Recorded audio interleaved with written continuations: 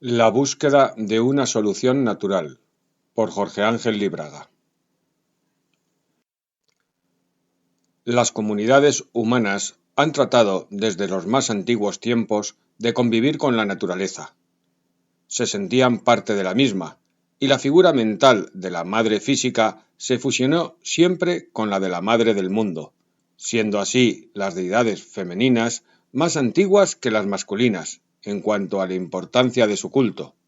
Un secreto instinto avisaba al hombre, desde las mismas entrañas de su conciencia, de su imperio sobre los minerales, vegetales, animales, distancias y tiempos. Estaba atado inexorablemente a su entorno cósmico y que su propio cuerpo y psique eran también componentes de esa naturaleza, cuyo origen ontológico no era otra cosa que aquello superior a toda dualidad y a todo razonamiento discursivo que hoy llamamos Dios. Así, Dios, naturaleza, humanidad formaron la primera tríada de todos los cultos, desde los predinásticos egipcios hasta el mismo cristianismo. La búsqueda de una civilización natural. El culto a los dólmenes y piedras del cielo, al árbol de la vida, a las formas animales es asimismo patrimonio espiritual de la humanidad, de todos los tiempos. El sol, la luna, las estrellas, los ríos, el mar, las montañas, los abismos, figuran siempre asociados con los dioses y con los primeros hombres. La civilización, como arquetipo de la plasmación de la cultura, fue concebida entonces en colaboración y no en lucha con la naturaleza.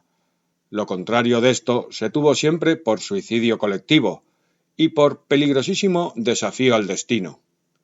Tal vez convenga diferenciar el concepto vulgar de salvaje del de natural, dado que el primero encierra la actitud pasiva de hombres movidos por su entorno y el segundo de aquellos que se mueven modificando el entorno pero sin oponerse a él, sino colaborando activamente con él. La civilización romana, por citar un ejemplo, a pesar de aquellos que la atacan basándose en abstracciones, es un verdadero modelo de civilización natural, dentro de las posibilidades que hasta ahora ha demostrado la humanidad. O sea, que dejando de un lado las utopías, debemos reconocer que, en la práctica, fue uno de los modelos de civilización multinacional bellamente insertada en la naturaleza. No nos detendremos en la mención de sus caminos, que generalmente corren por debajo de los actuales, ni de sus acueductos, que daban a Roma 8 veces más agua por habitante que en la actualidad, ni en tantas cosas extraordinarias, desde sus conceptos artísticos a los filosóficos. Tampoco en sus defectos, que también los tenían, y de los cuales ningún grupo humano se ha mostrado carente. Simplemente queremos destacar, a la luz de los últimos descubrimientos arqueológicos, que la civilización romana transformaba los elementos naturales sin destruirlos y sin contaminar el medio ambiente, desde sus templos de madera y piedra que mansamente vuelven a la madre tierra de donde han salido hasta sus baños y gabinetes higiénicos, en los cuales no se echaban papeles que hoy motivan las talas de los bosques y la putrefacción de las tierras, sino esponjas de larga utilización, lavadas cada vez que se usaban en aguas corrientes y vinagre. Sus carros se movían por tracción animal, y si bien menos veloces y menos cómodos que los nuestros, sus motores consumían pastos, que eran luego abonados con sus desechos para que crecieran nuevos pastos. Las chatarras de su metalurgia, el basarse en metales naturales o en aleaciones simples, volvían a la naturaleza sin contaminarla. Sus buques eran movidos por los vientos, que no se ensuciaban por ello, y por remeros que hacían su gimnasia, voluntaria o involuntaria, pero siempre útil a la comunidad, cosa que tanto contrasta con las individuales gimnasias estériles y las contracciones por descarga eléctrica que endurecen los músculos y tornan elásticas las arterias de nuestros contemporáneos, sin más beneficio que para el que lo hace. Sus fuentes lanzaban chorros de agua cristalina, a muchos metros de altura, sin recurrir a otro motor que los vasos comunicantes, que llevan, por la fuerza de la gravedad, a la estabilización de los líquidos. Sus relojes lo eran de sol, hidráulicos o de pesas.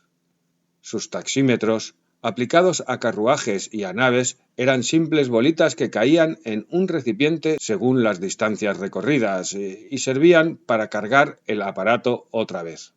Sus expendedores de agua lustral o de bebidas automáticos se basaban en una simple maquinaria que al peso de una moneda en el extremo de una barra dejaban por el otro lado salir una cantidad calculada de líquido hasta que la moneda resbalaba al depósito y la expedición se cerraba al volver el mecanismo a la posición original.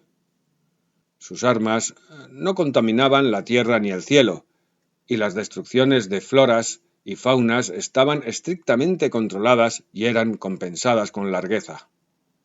Su sistema monetario era muy apto para inflaciones.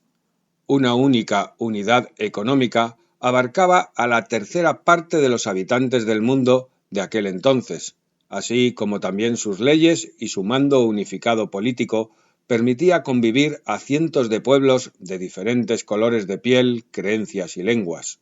Su eclecticismo en materia de filosofía y religión eran extremos. No creemos que debamos extendernos. Tan solo hemos trazado algunos esbozos de lo que fue una forma de civilización natural. Sabemos que no fue perfecta, ni mucho menos, pero la civilización actual es peor. Nuestros medios de transporte se mueven debido a combustibles irreemplazables, el petróleo y el carbón. Además, sus detritus contaminan el medio ambiente y estamos provocando la esterilización del planeta, tan solo por querer llegar más rápido a lugares donde luego perdemos el tiempo lastimosamente sin saber qué hacer, o recurriendo a vanas distracciones para no aburrirnos. Nuestros desperdicios, especialmente los plásticos, son prácticamente indestructibles y ya llenan parte de playas, campos y vaciaderos que no son otra cosa que hermosos valles convertidos en cubos de basura. En el mar se vierten constantemente residuos radiactivos en envases que no prestan mayores índices de seguridad para las generaciones futuras. Nuestras fuentes urbanas mueven una y mil veces la misma agua reciclada, gastando para ello electricidad costosamente producida. Nuestros aparatos necesitan de pilas, motores, cohetes, etc. Todo esto es más o menos contaminante y hay que fabricarlo continuamente, pues continuamente se destruye o deteriora. Nuestras armas de guerra afectan no solo a los hombres y sus edificios, sino que modifican toda la naturaleza y pueden llegar a destruir el planeta mismo. Nuestra estúpida idea de la competencia ha fragmentado el mundo ya no en naciones naturales, sino en países artificiales, y hay 100 monedas en puja. El concepto de unidad natural se ha olvidado totalmente y se confunde, pues ya no nos manejamos con definiciones, sino con injurias. Hemos perdido contacto con la naturaleza y realizamos esfuerzos inútiles que harán reír a las futuras generaciones. Pero si esos mismos esfuerzos los hiciéramos en algo útil, desfalleceríamos diciendo que no aguantamos tanto trabajo. Somos débiles y artificiales. Nuestra forma civilizatoria produce y consume constantemente, y lo más rápido que puede, sumiéndonos a todos en una loca carrera. Todo lo que hacemos es poco duradero. Así lo podemos reemplazar más rápido. No se busca lo bueno, sino lo nuevo. No importa tanto la calidad como la cantidad. Existe una realidad. No nos salvarán las lamentaciones ni las reprimendas. Nos salvará nuestro propio reencuentro con la naturaleza, con nosotros mismos y con el entorno. Así, nuestra filosofía acropolitana propone el retorno a la naturaleza, pero no al salvajismo ni a las posiciones exteriores más o menos exóticas. Nos referimos a algo mucho más interior y espiritual, algo que se refiere a todo lo que el hombre haga y deshaga.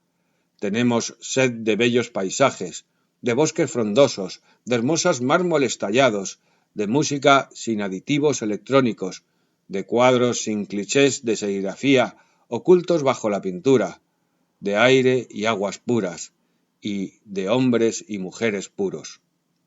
que las drogas las tomen los enfermos para mitigar sus dolores, pero no los jóvenes para llenar sus ocios. Que no se vea el trabajo como una maldición, sino como una de las mejores herramientas pedagógicas.